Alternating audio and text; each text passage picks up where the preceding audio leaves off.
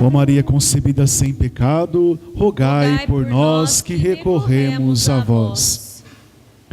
Queridos irmãos, queridas irmãs, com alegria nos encontramos aqui na casa do Senhor para a nossa Santa Missa Dominical, que coroa para nós já este tempo litúrgico do Advento. Já acendemos a última vela da coroa do Advento, já nos indicando que o Natal do Senhor se aproxima.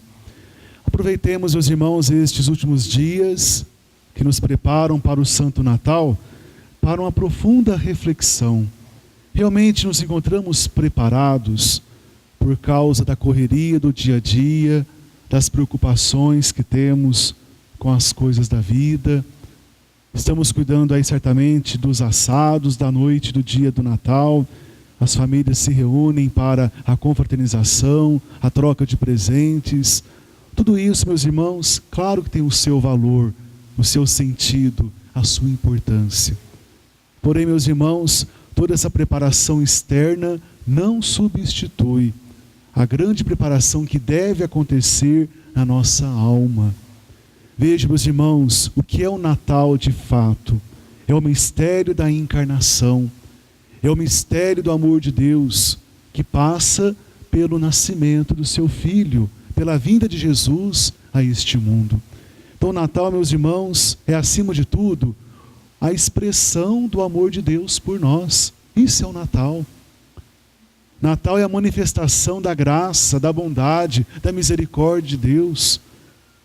Quem somos nós, meus irmãos, para merecer tão grande dádiva? Deus vir até nós. Lá no Antigo Testamento, iniciamos ali a história da salvação. Deus incansavelmente enviou os profetas para animar e encorajar o seu povo antigo e muito amado, que era o povo de Israel. Em muitas ocasiões o povo tinha o coração duro, fechado para Deus. Até que o Pai Eterno teve a brilhante ideia, digamos assim, de vir pessoalmente até nós, através de Jesus Cristo. É o Natal, meus irmãos, o Verbo de Deus que se faz carne. Em tudo assume a nossa natureza humana, exceto o pecado. E para que Deus vem até nós? Para nos salvar. Este Deus, meus irmãos, que hoje recebe um belo título, um belo nome. Ele é Emanuel. Deus está conosco. Apesar, meus irmãos, das dificuldades, dos problemas que enfrentamos no dia a dia, nós não podemos jamais esquecer quem é o nosso Deus. Ele é Emanuel. Deus está conosco. E se Deus é por nós, meus irmãos, vai dizer Paulo, apóstolo, numa de suas cartas, quem será contra nós? Então, nesses dias que antecedem o Santo Natal, meus irmãos, preparemos mesmo e bem o nosso coração, a fim de que seja como aquela manjedoura do presépio, para acolher o Deus menino. Nós podemos fazer uma revisão de como tem sido esse tempo do Advento na liturgia da nossa igreja. No primeiro domingo, nós éramos convidados à vigilância. Vigiai, porque não sabeis o dia em que o Filho do Homem virá. Os primeiros dias deste tempo do Advento, meus irmãos, quiseram nos preparar para aquilo que a igreja chama de parousia. Ou seja, um dia o Senhor voltará na sua glória. E aqueles que o Senhor Jesus, glorioso, encontrar vigilantes, santos, fiéis, distantes do pecado, Ele vai dizer assim: vinde, benditos de meu Pai. Há um lugar preparado para vós no reino dos céus. Oxalá, meus irmãos, possamos um dia escutar isso da boca do Senhor. Vinde, benditos de meu Pai. Há um lugar para vocês reservado no reino dos céus. Este lugar, meus irmãos, é garantido sobretudo pela graça de Deus.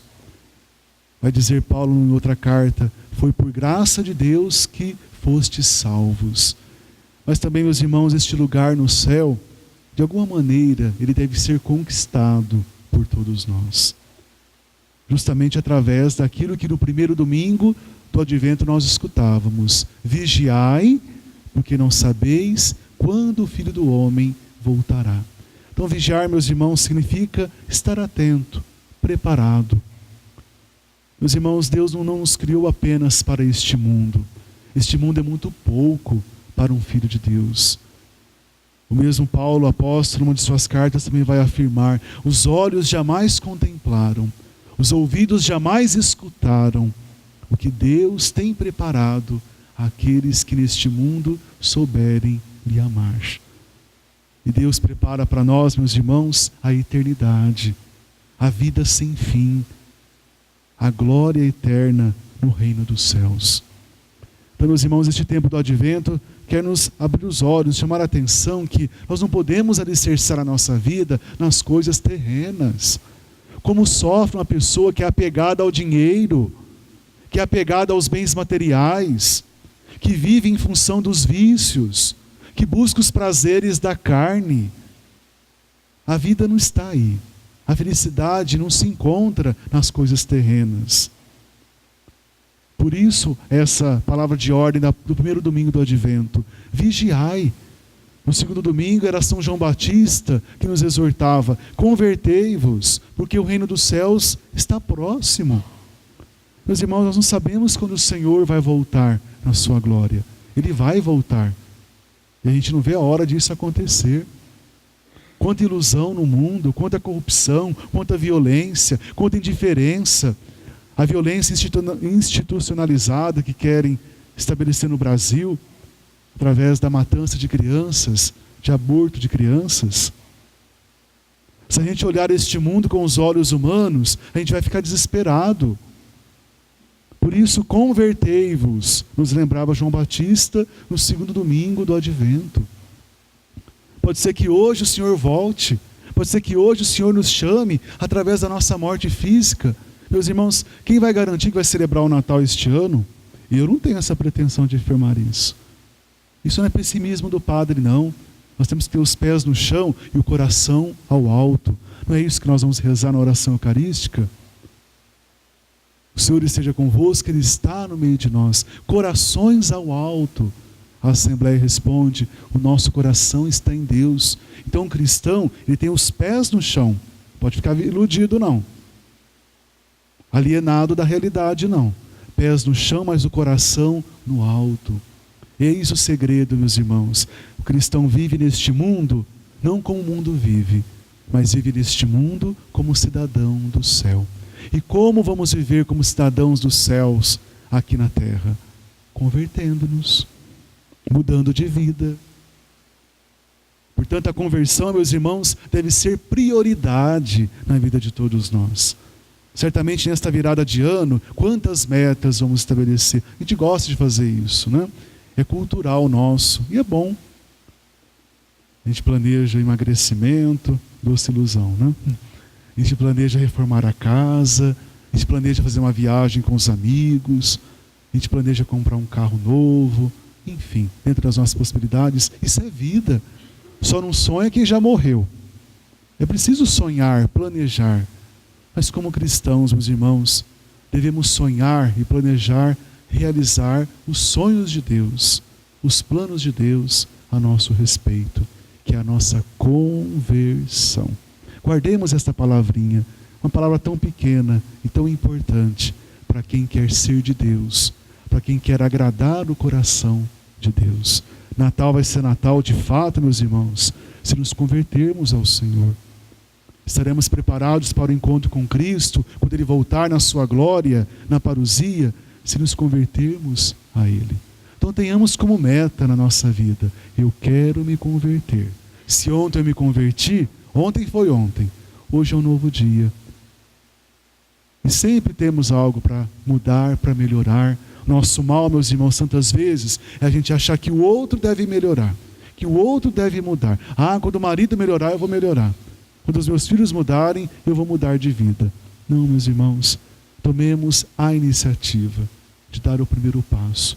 Sou eu quem tenho que mudar. Então convertei-vos, porque o reino dos céus se aproxima. Domingo passado foi um domingo sereno na liturgia, o domingo da alegria, o Gaudete, domingo Gaudete. Alegrai-vos porque se aproxima o Senhor. E hoje, meus irmãos, como que concluímos com chave de ouro este tempo do Advento? Com Nossa Senhora. Não podia ser diferente. Nossa Senhora, meus irmãos, é de fato este sinal de que nos falava o profeta Isaías na primeira leitura de hoje. Isaías fala ao rei Acás há 700 anos antes de Cristo, mais ou menos. Acás que estava aflito, angustiado, quase no desespero, preocupado em manter a linhagem davídica, a dinastia de Davi. Haviam muitos inimigos na época. E Isaías fala: Acás, rei Acás, peça um sinal para Deus. Que esse sinal venha do céu ou da terra, mas peça um sinal. Mas nem forças para isso o rei Acás tinha. Isaías então fala: olha, então eu vou lhe dar um sinal em nome de Deus. Eis que uma virgem conceberá e dará à luz um filho. E este filho vai garantir a linhagem de Davi. Meus irmãos, esta profecia se cumpre plenamente na Santíssima Virgem Maria. Nossa Senhora, meus irmãos, é este sinal do céu que Deus encontrou, na verdade, aqui na terra, porque se encantou com a beleza de Nossa Senhora, uma beleza interna, uma mulher virtuosa, piedosa, uma jovem que agradava o coração de Deus. Ela é este sinal que nós somos hoje convidados a receber. Vejam o que o anjo diz hoje a José: José, receba Maria. Essas palavras do anjo, meus irmãos, são para nós hoje. Fulano, ciclano, beltrano, receba Maria no teu coração. Recebamos, os irmãos, este sinal do céu, a Santíssima Virgem, porque por ela, através dela, nos veio e nascerá para nós, neste Natal, o Salvador. O Salvador. Porque a Virgem, meus irmãos, de onde era impossível brotar a vida, Deus fez acontecer a vida. Deus, na sua onipotência, meus irmãos, poderia ter de tantas outras formas, ter nos enviado o Salvador, mas Ele quis se servir de uma virgem, justamente para nos mostrar que Ele é o Deus do impossível. Por obra do Espírito Santo de Deus, a Virgem Maria concebeu. Nós somos convidados hoje, meus irmãos, a refletir sobre este grande sinal de Deus, que é a Virgem Maria. Mas também um outro grande sinal de Deus, São José. Que bonito nós contemplarmos em Deus, meus irmãos, na obra da salvação. Deus não age sozinho. Ele poderia agir, Ele é Deus. Mas Deus sempre quis contar com colaboradores, com cooperadores, para manifestar a obra do seu amor, a obra de salvação. Ele quis contar com Maria. E Maria disse seu sim, o seu fiat: faça-se em mim conforme a vossa palavra. Vejam, meus irmãos, não é uma simples história essa. Talvez, no primeiro momento, a gente acha que história simples, né? Maria, prometida em casamento, aceitou, mas não era tão simples assim. Havia naquela época leis que regiam a vida do povo. Maria, entre seus 13 e 15 anos, porque se casava cedo naquela época, na tenra idade, mas os noivos ficavam um ano separados, cada qual na sua casa, na casa de seus pais, depois de um ano que se encontravam. E se porventura aparecesse a noiva grávida, havia lei mosaica, o mandamento de Moisés. Essa mulher era apedrejada em praça pública. Apedrejada. Como aquele episódio, lembram, né, na época de Jesus, uma parábola que diz, né, uma mulher pega em flagrante adultério, queriam apedrejá-la, porque a lei de Moisés prescrevia isso. E Jesus, na sua sabedoria, falava: olha, quem não tem pecado, atire a primeira pedra. Mas vejam, nessa época de Maria, já existia essa lei. E Maria pagou o preço. Ela aceitou. Então não foi tão simples assim ela ter aceitado. Ela estava aguardando o casamento com José. Por isso ficou, quem sabe, um pouco perturbada, questionada: o que eu vou dizer em casa? O que eu vou explicar para José? Será que ele vai entender? Mas ela pagou o preço. Deus pôde contar com o sim de Maria.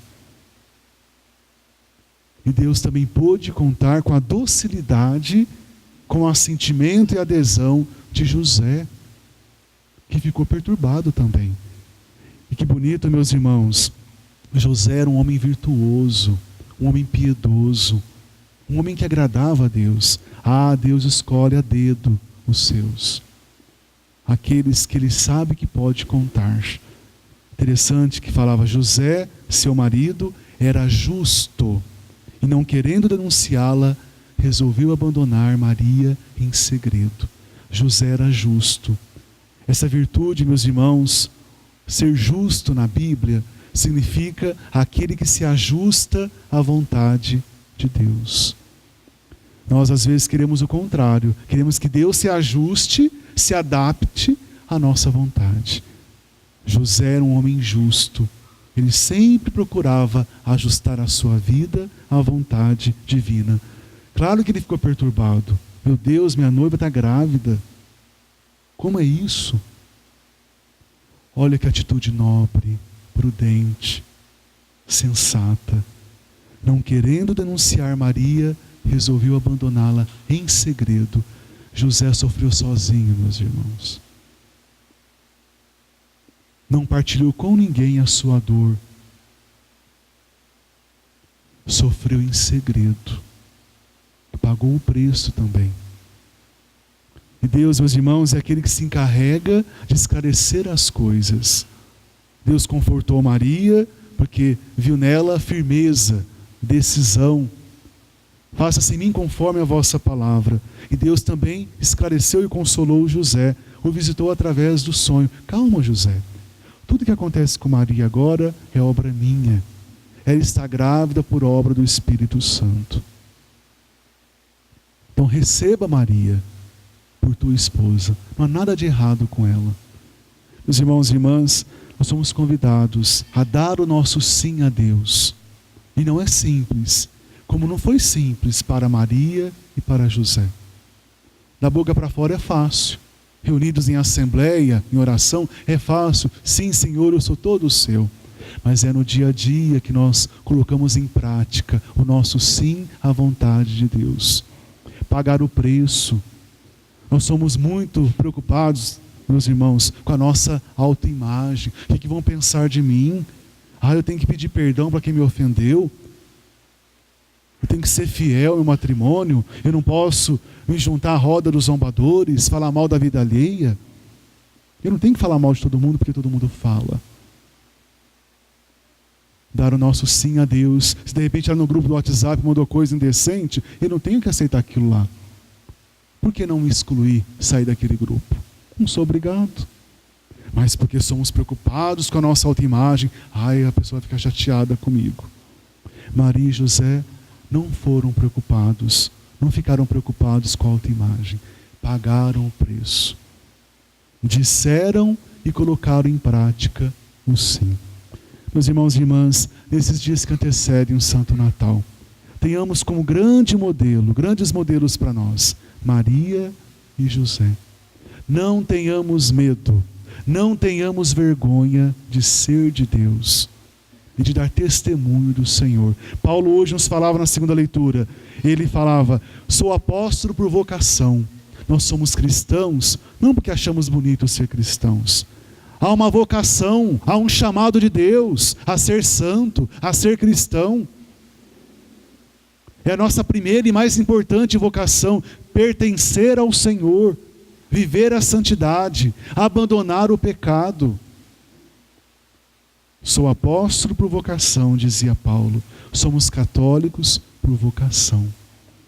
Então, meus irmãos, que essa palavra hoje nos ajude nesta preparação para o Natal. E exemplo de Maria e de São José, saibamos ajustar a nossa vida à vontade de Deus. Amém?